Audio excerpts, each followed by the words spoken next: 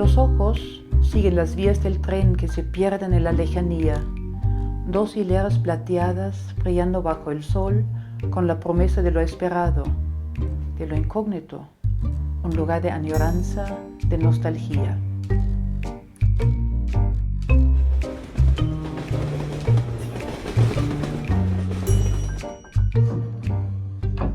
La palabra rusa Vaxal designa las estaciones de tren y se refiere a un espacio de recepción, originalmente destinado a conciertos para atraer a futuros pasajeros pudientes, capaces de costear el viaje.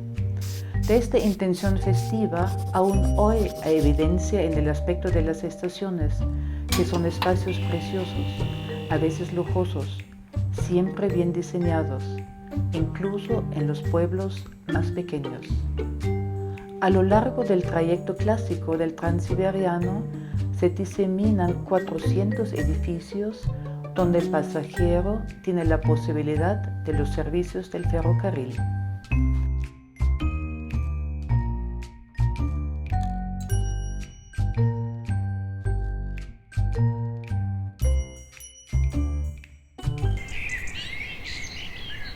Novosibirsk, quizá la estación más imponente, se parece más a una casa de ópera, un palacio de bellas artes, que a un edificio funcional destinado al tránsito.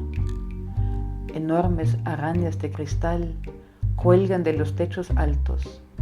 En una parte hay un invernadero con palmas. Palmas en Siberia. Exposiciones fotográficas y una fachada neoclasicista impactan al forastero.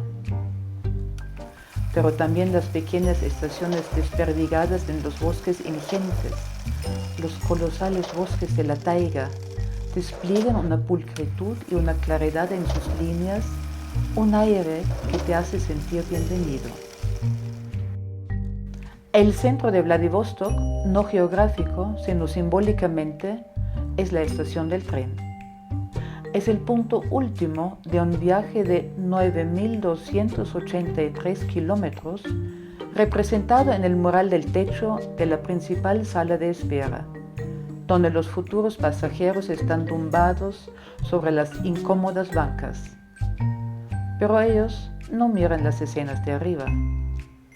La silueta de Moscú, con las torres de San Basilio frente a la Plaza Roja, 3 mujeres que acompañan al zar Nicolás I, indicando con la mano el marcador con el kilómetro cero del largo viaje transcontinental, popes bendiciendo al tren que parte.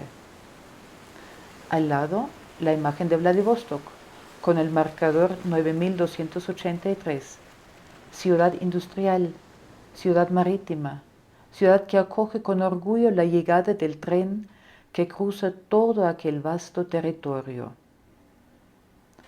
Los pormenores del viaje se resuelven en el piso de abajo. Las ventanillas se encuentran frente a un gigantesco tablón que muestra las horas de salida de los diferentes trenes para sus posibles destinos. Un mare magnum de datos y de información que resulta difícil de descifrar para nosotros, los extranjeros. El horario nunca era local. Se regía por la hora de Moscú. Los trenes están numerados, llevan inscrito su destino.